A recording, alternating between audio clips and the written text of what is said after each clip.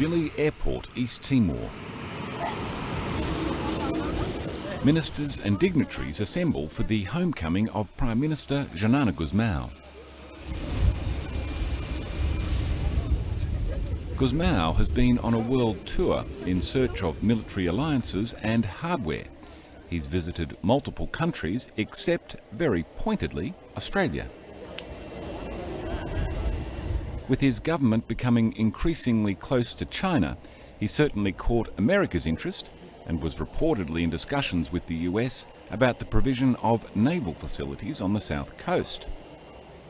It's now rumoured that he wants an air force as well, and that he's been to see the Brazilians about providing one. O Brasil poder vir a participar ou colaborar na componente aérea das Forças de Defesa de Timor-Leste. Nós temos que mudar. Nós temos que mudar a configuração das nossas prioridades nacionais, porque o processo avança.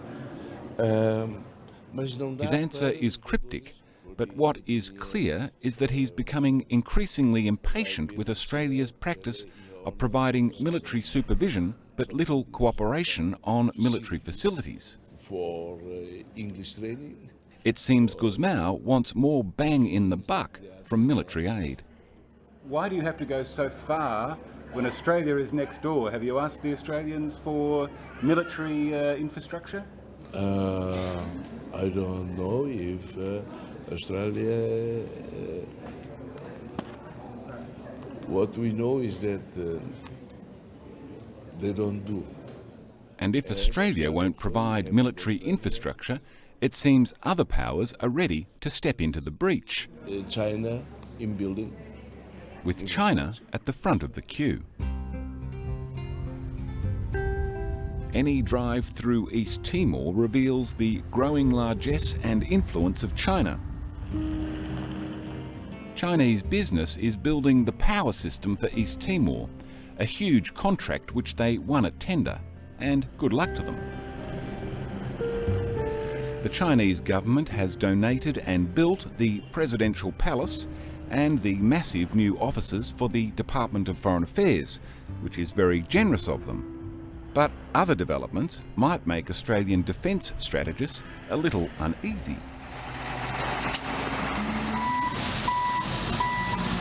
The Chinese are building, gratis, a military barracks on the outskirts of town for the East Timorese army.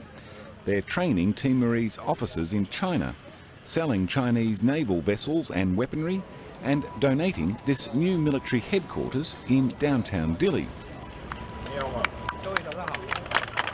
An impressive site for President Ramos Horta, who has a fairly impressive building of his own. I'm going to exchange the building, my building, for this one. You prefer this one, do you? I think this one is more imposing, so more fitting for the president. The headquarters are nearing completion, and Horta tours the facility with Chinese ambassador Fu Yu-chung. Total cost is $10 million US. Undoubtedly, Australia would welcome all aid to Timor, but the donation of military assets and the supply of naval vessels and training may be another matter altogether. You would have been aware there'd be some sensitivities about that. It's quite of a different nature. What was Australia's reaction as far as you could tell to that? Well, first let me say the two major patrol boats cost about $30 million. We paid for it cash. Plus, the contract included training of our officers in China. Well, when you have the Australian Academy, military academy in Canberra, offering 2 places a year on the academy, when the Chinese take 30 in one go to train in our, to manage our 2 patrol boats. So, well, we have to look after our interests. Chinese ambassador Fu Yu-chung. 我们这个对同东方的这个在各个领域的这个友好合作关系都在发展。军事交往方面有一些交往，主要是人员培训。现在有几名的这个军事学员去中国这个学习。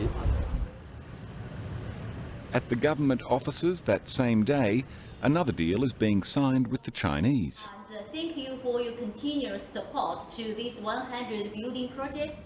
Defence Secretary Julio Pinto signs off on a free security wall and earthworks around a military compound down the coast. What do you think China's interest is? I think I don't understand about the Chinese interest for Timor-Leste, but what we want to explain is we try to professionalize our military with other country. Pinto is off to inspect another complementary Chinese project, a military barracks down near the naval port at Hera. And he describes the fairly simple process his Defence Department goes through when requiring assistance. And how does that happen? If you want a new military headquarters, how do you do that sort of deal? What goes on in those negotiations? No negotiation. We send letter and they just send a technical team to come discuss with us to provide us design.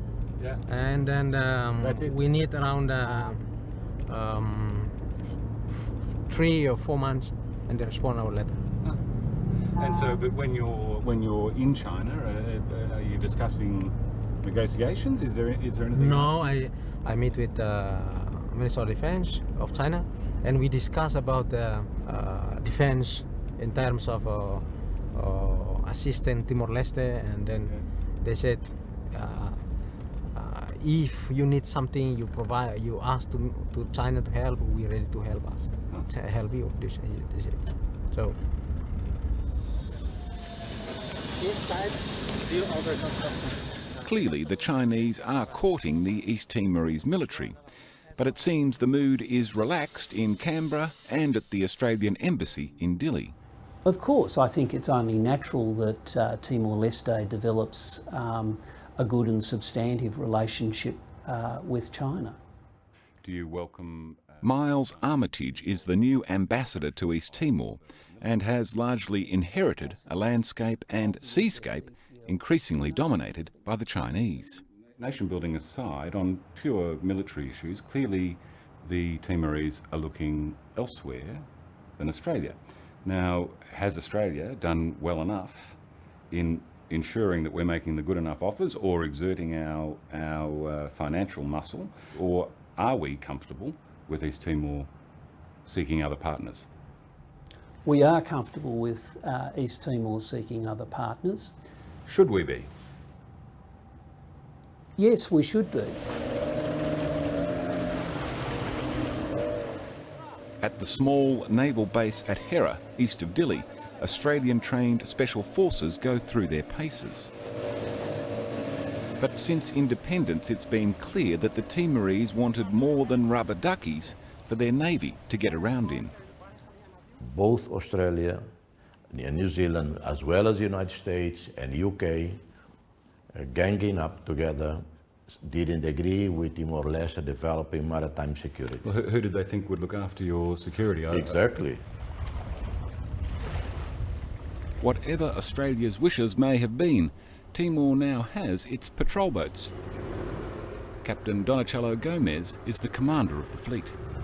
This is proud for me, for the country, and for all of the Timorese that see Timor-Leste rise as an independent country, as a sovereign country with their flag under Timor-Leste jurisdiction. The Shanghai-class vessels were delivered last July. 36 Timorese personnel have been undertaking naval training in China, and a Chinese team sent to supervise on board in East Timor. No more foreign trainers on board. Now we operate the 2 patrol boats by ourselves. 5 Chinese advisors are still based at the dock, but are soon to leave. I don't think it's up to Australia to express a view on the commercial decision made by a sovereign country. A commercial decision with pointy ends on it, as Second Officer Raul Correa explains. The armament on board, it's actually we have 14.5mm twin gun and 30mm cannon, and we do have AK-47-10 on board. That's pretty serious, huh? Yes, it's actually Chinese weapon. As this boat actually we get it from China, so the weapon is a Chinese weaponry. If you need spare parts for this boat or for the weapons, where do you have to get them? China? Well, as far as I know, we still get it from China, as the boat is designed in China. It seems ridiculous that there is such a disconnect between allied neighbours sharing a sea border, particularly as Australia claims it did finally offer assistance under the Pacific Patrol Boat Program. I personally prefer much closer maritime cooperation with Australia and Indonesia. Because we're neighbours, right? We're sharing the same sea. Yes, yes. But it seems to me that some big mistake's been made. I mean, clearly it's in Australia's interest to have an integrated maritime defence. I assume it's in East Timor's interest. What went wrong? I think it taking too long in Australia to appreciate the needs of Timor-Leste for having a credible maritime security. Has East Timor, specifically, asked Australia for hardware assistance for boats to integrate with the Australian Navy? No, what Australia did offer, and we didn't accept it, was the Pacific program, because we didn't think it was suitable for our waters. And that was what Australia had available. They're offering them for free, pretty much. Yes, but not suitable. It seems that more than the boats being unsuitable, it was the nature of the Australian offer that caused East Timor to look elsewhere. The boats were to have Australian captains and senior crew. Communications were to be directed through Australia, and the vessels were to be unarmed. Isn't it in our interests? Isn't this one place where we can serve East Timorese interests and Australian interests to ensure that, in fact, it is Australian and East Timorese in that region? Or is that too? Well, I'm trying to suggest to you, Mark, that we actually have a greater level of involvement and cooperation, including with the naval component, than you're acknowledging. And part of that is working with other foreign partners, China, Portugal, the US and Japan. Australia has recently sent 2 permanent maritime advisors to presumably complement the Chinese ones, and other offers are being discussed.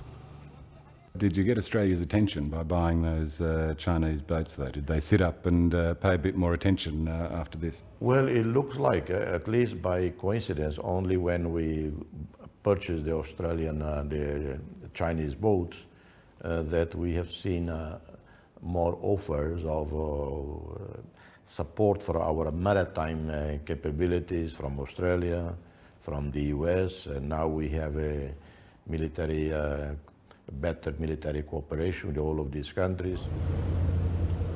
It may be a further coincidence that US and Australian forces, or the ISF as they're known here, are planning naval exercises in the seas around East Timor next month.